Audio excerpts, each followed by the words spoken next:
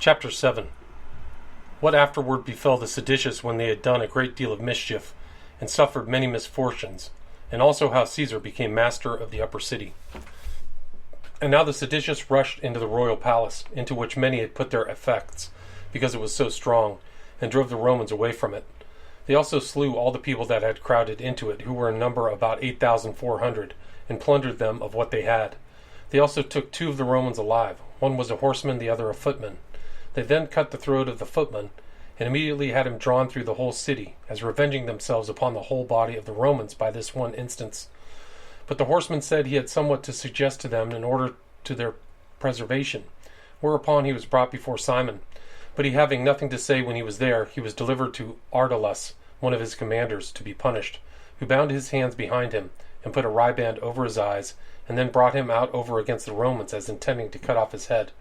But the man prevented the execution, and ran away to the Romans, and this while the Jewish executioner was drawing out his sword. Now when he was gotten away from the enemy, Titus could not think of putting him to death, but because he deemed him unworthy of being a Roman soldier any longer, on account that he had been taken alive by the enemy, he took away his arms, and ejected him out of the legion whereto he had belonged, which, to one that had a sense of shame, was a penalty severer than death itself. On the next day the Romans drove the robbers out of the lower city, and set all on fire as far as Siloam.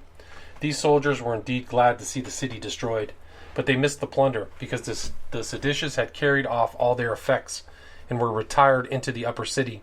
For they did not yet at all repent of the mischiefs they had done, but were insolent, as if they had done well. For as they saw the city on fire, they appeared cheerful, and put on a joyful countenances, in expectation, as they said, of death to the end of their miseries. Accordingly, as the people were now slain, the holy house was burnt down, and the city was on fire. There was nothing further left for the enemy to do. Yet did not Josephus grow weary, even in this utmost extremity, to beg them to spare what was left of the city. He spake largely to them about their barbarity and impiety, and gave them his advice in order to their escape, though he gained nothing thereby more than to be laughed at by them. And as they could not think of surrendering themselves up, because of the oath they had taken, nor were strong enough to fight with the Romans any longer upon the square, as being surrounded on all sides, and a kind of prisoners already, yet they were so accustomed to kill people, that they could not restrain their right hands from acting accordingly. So they dispersed themselves before the city, and laid themselves in ambush among its ruins, to catch those that attempted to desert to the Romans. Accordingly many such deserters were caught by them, and were all slain. For those that were too weak, by reason of their want of food, to fly away from them, so their dead bodies were thrown to the dogs. Now every other sort of death was thought more tolerable than the famine, insomuch that, though the Jews despaired now of mercy, yet they would fly to the Romans, and would themselves, even of their own accord, fall among the murderous rebels also. Nor was there any place in that city that had no dead bodies in it, but what was entirely covered with those that were killed either by the famine or the rebellion, and all was full of the dead bodies of such as had perished, either by that sedition or by that famine. So now the last hope which supported the tyrants, and that crew of robbers who were with them, was in the caves and caverns underground, whither, if they could once fly, they did not expect to be searched for, but endeavored that after the whole city should be destroyed, that the Romans gone away, they might come out again and escape from them. This was no better than a dream of theirs, for they were not able to lie either from God or from the Romans. However, they depended upon those underground subterfuges, and set more places on fire than did the Romans themselves, and those that fled out of their houses, thus set on fire into the ditches, they killed without mercy, and pillaged them also. And if they discovered food belonging to anyone, they seized upon it and swallowed it down, together with their blood also. Nay, they were now come to fight one with another about their plunder, and I cannot but think that, had not their destruction prevented it, their barbarity would have made them taste of even the dead bodies themselves. Chapter 8. How Caesar raised banks round about the upper city, Mount Zion, and when they were completed, gave orders that the machine should be brought. He then possessed himself of the whole city. Now when Caesar perceived that the upper city was so steep that it could not possibly be taken without raising banks against it, he distributed the several parts of that work among his army, and this on the 20th day of the month Louis, or Ab. Now the carriage of the materials was a difficult task, since all the trees, as I have already told you, that were about the city within the distance of 100 furlongs, had their branches cut off already, in order to make the former banks. The works that belonged to the 4 legions were erected on the west side of the city, over against the royal palace. But the whole body of the auxiliary troops, with the rest of the multitude that were with them, erected their banks on the Xystus, whence they reached to the bridge, and that tower of Simon, which he had built as a citadel for himself against John, when they were at war with one another. It was at this time that the commanders of the Idumeans got together privately, and took counsel about surrendering up themselves to the Romans. Accordingly, they sent 5 men to Titus, and entreated him to give them his right hand for their security. So Titus, thinking that the tyrants would yield if the Idumeans, upon whom a great part of the war depended, were once withdrawn from them, after some reluctancy and delay complied with them, and gave them security for their lives, and sent the 5 men back. But as these Idumeans were preparing to march out, Simon perceived it, and immediately slew the 5 men that had gone to Titus, and took their commanders, and put them in prison, of whom the most eminent was Jacob, the son of Sosas. But as for the multitude of the Idumeans, who did not all know what to do, now that their commanders were taken from them, he had them watched, and secured the walls by a more numerous garrison. Yet could not that garrison resist those that were deserting, for although a great number of them were slain, yet were deserters many more in number. They were all received by the Romans, because Titus himself grew negligent as to his former orders for killing them, and because the very soldiers grew weary of killing them, and because they hoped to get some money by sparing them, for they left only the populace, and sold the rest of the multitude with their wives and children, and every one of them at a very low price, and that because such as were sold were very many, and the buyers were few. And although Titus had made proclamation beforehand that no deserter should come alone by himself, so that they might bring out their families with them, yet he did receive such as these also. However, he set over them as such as were to distinguish from some others, in order to see if any of them deserved to be punished. And indeed the number of those that were sold was immense, but of the populace above 40,000 were saved, whom Caesar let go whither every one of them pleased. But now at this time it was one of the priests, son of Thebethus, whose name was Jesus, upon having security given him by the oath of Caesar, that he should be preserved, upon condition that he should deliver to him certain of the precious things that had been reposited in the temple, came out of it, and delivered him from the wall of the holy house 2 candlesticks, like to those that lay in the holy house, with tables and cisterns and vials, all made of solid gold and very heavy. He also delivered to him the veils and the garments, with the precious stones, and a great number of other precious vessels that belonged to their sacred worship. The treasurer of the temple also, whose name was Phineas, was seized upon, and showed Titus the coats and girdles of the priests, with a great quantity of purple and scarlet, which were there reposited for the uses of the veil, and also a great deal of cinnamon and cassia, with a large quantity of other sweet spices, which used to be mixed together and offered as incense to God every day. A great many other treasures were also delivered to him, with sacred ornaments of the temple not a few, which things thus delivered to Titus obtained from him for this man the same pardon that he had allowed to such as deserted of their own accord. Now were the banks finished on the 7th day of the month of Gorpius, or Elul, in 18 days' time, when the Romans brought their machines against the wall. But for the seditious, some of them, as despairing of saving the city, retired from the wall to the citadel. Others of them went down into the subterranean vaults, though still a great many of them defended themselves against those that brought the engines for the battery. Yet did the Romans overcome them by their number and by their strength. And what was the principal thing of all, by going cheerfully about their work, while the Jews were quite dejected and become weak. Now as soon as part of the wall was battered down, and certain of the towers yielded to the impression of the battering rams, those that opposed themselves fled away, and such a terror fell upon the tyrants, as was much greater than the occasion required. For before the enemy got over the breach they were quite stunned, and were immediately for flying away. And now one might see these men, who had hitherto been so insolent and arrogant in their wicked practices, to be cast down and to tremble, insomuch that it would pity one's heart to observe the change that was made in those vile persons. Accordingly they ran with great violence upon the Roman wall that encompassed them, in order to force away those that guarded it, and to break through it and get away.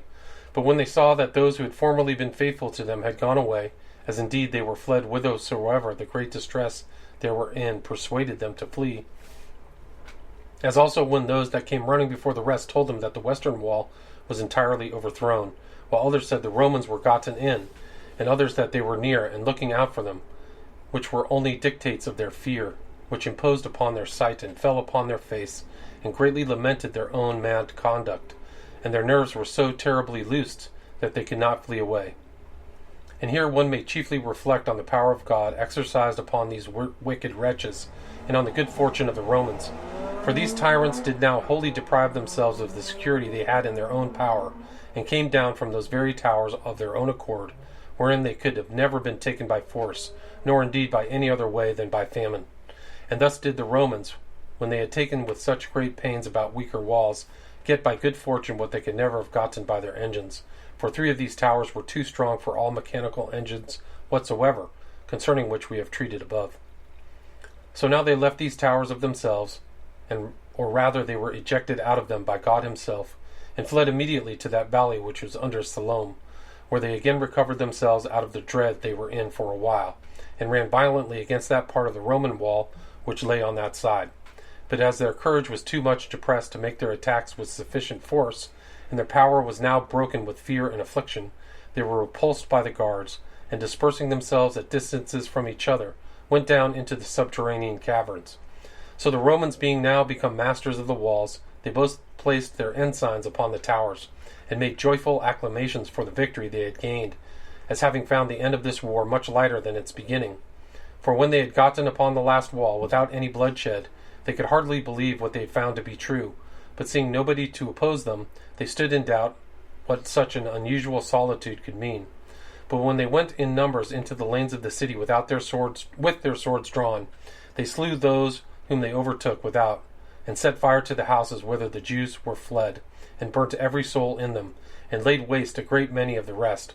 And when they were come to the houses to plunder them, they found in them entire families of dead men, and the upper rooms full of dead corpses, that is, of such as died by the famine.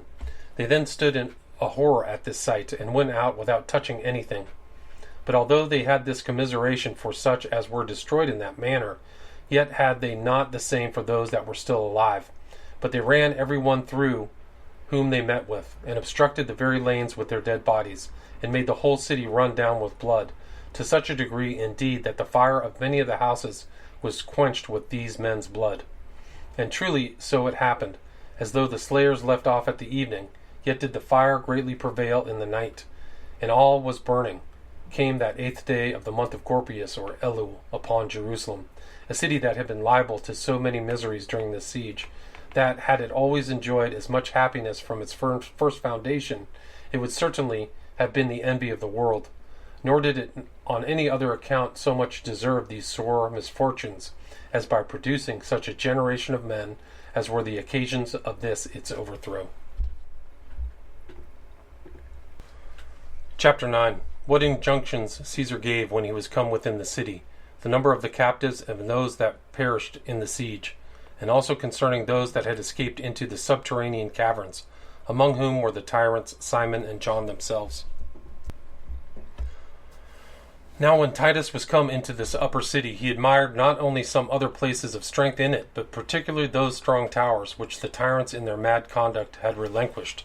For when he saw their solid altitude, and the largeness of their several stones, and the exactness of their joints, and also how great was their breadth, and how extensive their length, he expressed himself after the manner following, quote, "We have certainly had God for our assistant in this war, and it was no other than God who ejected the Jews out of these fortifications. For what could the hands of men or any machines do towards overthrowing these towers?" Unquote. At which time he had many such discourses to his friends. He also let such go free as had been bound by the tyrants, and were left in the prisons.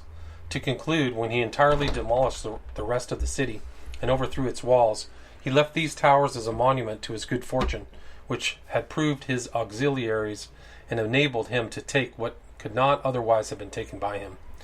And now, since his soldiers were quite tired with killing men, and yet there appeared to be a vast multitude still remaining alive, Caesar gave orders that they should kill none but those that were in arms, and oppose them, and should take the rest alive. But together with those whom they had orders to slay, they slew the aged and the infirm. But for those that were in their flourishing age, and who might be useful to them, they drove them together into the temple, and shut them up within the walls of the court of the women, over which Caesar set one of his freedmen, also Fronto, one of his own friends, which last was to determine every one's fate according to his merits. So this Fronto slew all those that had been seditious and robbers, and who were impeached one by another. But of the young men he chose out the tallest and the most beautiful, and reserved them for the triumph.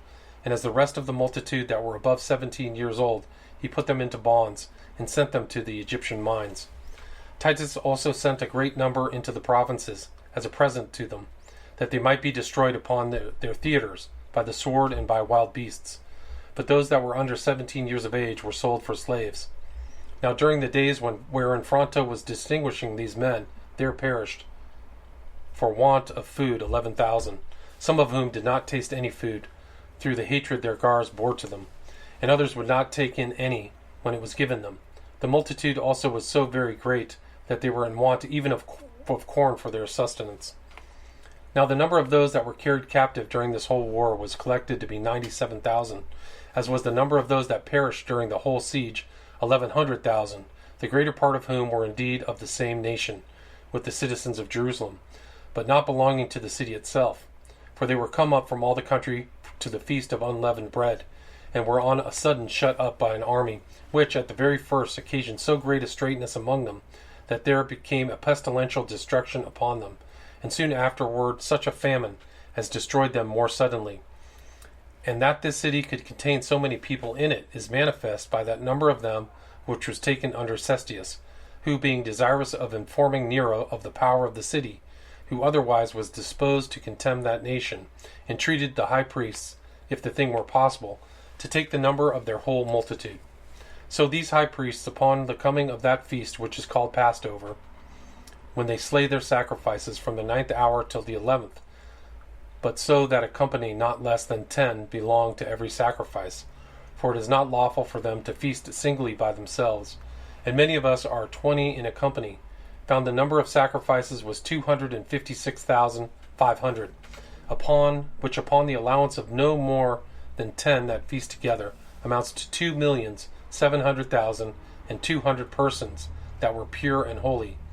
For as to those that have the leprosy, or the gonorrhea, or women that have their monthly courses, or such as are otherwise polluted, it is not lawful for them to be partakers of this sacrifice, nor indeed for any foreigners neither, who come hither to worship. Now this vast multitude is indeed collected out of remote places, but the entire nation was now shut up by fate as in prison, and the Roman army encompassed the city where it was crowded with inhabitants. Accordingly, the multitude of those that therein perished exceeded all the destructions that either men or God ever brought upon the world.